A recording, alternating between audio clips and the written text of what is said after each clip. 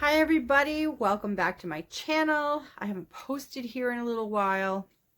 I'm playing with the ring light that I got at Christmas time. It's just sort of been sitting in my office, and I noticed that there were a few other things sitting in my office. I did a haul back in November that I never talked about. I just put the books on the floor in the bag that I purchased and forgot all about them. A procrastinator is someone who always avoids their responsibilities by doing something else instead. And since then, I've picked up a few more books. So first of all, my library does this thing. The library, darling. Because reading is what? Fundamental.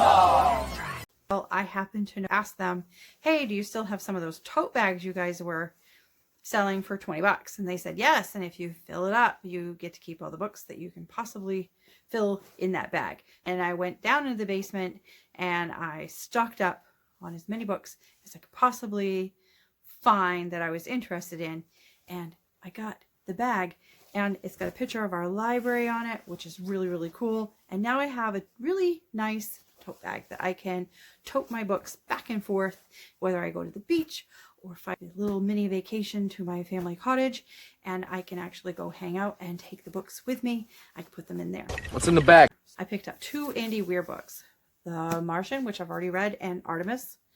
I don't know anything about Artimus. I believe it's some sort of moon heisty book, maybe. I really like Andy Weir's sense of humor. I've read a couple of his short little essay stories, and I enjoyed those, and I really like The Martian because I enjoyed the movie as well. Next, what I picked up was, I believe it's called Unburied by Jesmyn Ward, and I don't know anything about it. I'm gonna go into it blind. Yeah. So while I was in the deep dark basement, I also found The Mists of Avalon by Marion, Zimmer, Bradley. It is a chunker, and it is a story about all the political stuff with King Arthur and all the stuff that was behind the scenes, and I'm intrigued by it, so I'm looking forward to reading this. I remember seeing a copy of this in my best friend's bathroom when I visited one time, so I think she might actually be impressed with the fact that I found a copy, I have a copy, and I'm planning to read it because it'll be a book she's actually read that we might actually have in common reading.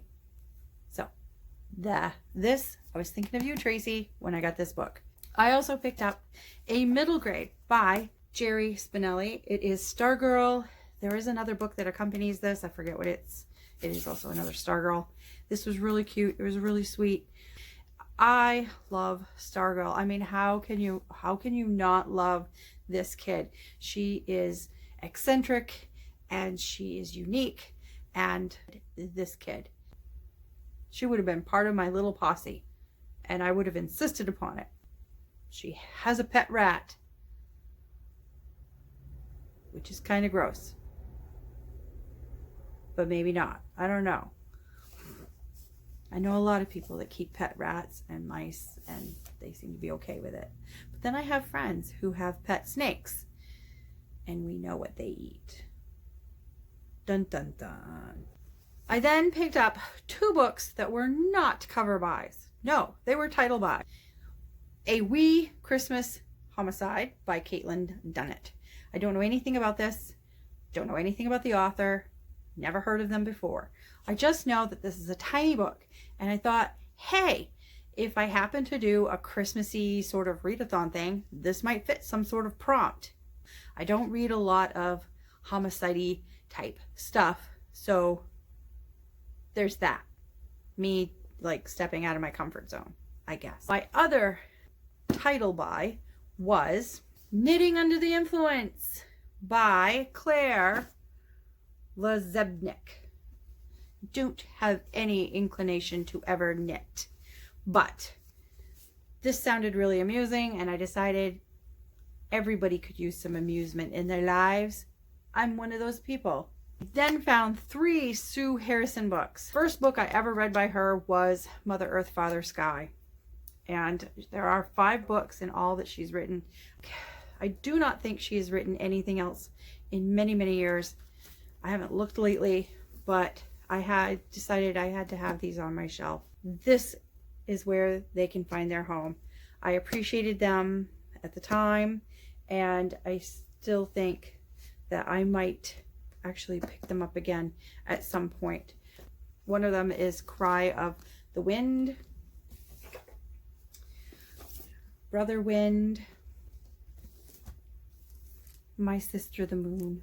Lastly, in that bag, I shoved this. That's right. Starfish, seashells, and crabs. My classroom does a unit where we talk about seashells and seashell identification. And I'm always having to pilfer books from the library next to the classroom for reference books. So that was what I had in my bag. I was going to talk a little bit about some of my ebooks that I've hauled recently, and my tablet died. But I feel like there's still books and I'm still hauling them. I think what I need to do in order to get through all of the ebooks that I have accumulated, especially since the shutdown, is to make like a jar or something that will generate like a number of a book title, and I can get through some of those ebooks because I've got to get through them somehow. So maybe that's the one way of doing it. If anybody has any other ideas of how to get through your ebooks, let me know, because they're still piling up. I'm still consuming those. I should put on the brakes maybe, but then books like Felix Ever After come up, and books like The House in the Cerulean Sea, or By the Ceruleans. I always get that wrong. I have picked up a few physical books. The Never Tilting World by Rin Chupeco, which I just finished recently. Tigana by Gavriel Kay. And yeah, I just can't stop buying stuff. I can't. And here's proof. So this past week, I came home to a pile of boxes, and my husband said, you got a delivery. And I said, I did? Like I didn't know it was coming. And here they are. All of the Wayward Children. And I think I might have pre-ordered the next book. It's entirely possible. But I now have them. I have them all in hardcover, and I'm so happy.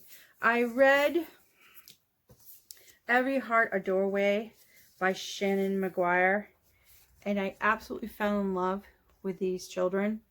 I love the idea or premise of those kids going to places like Narnia or other worlds where they stepped through doorways and came back, and then not being able to acclimate to the real world.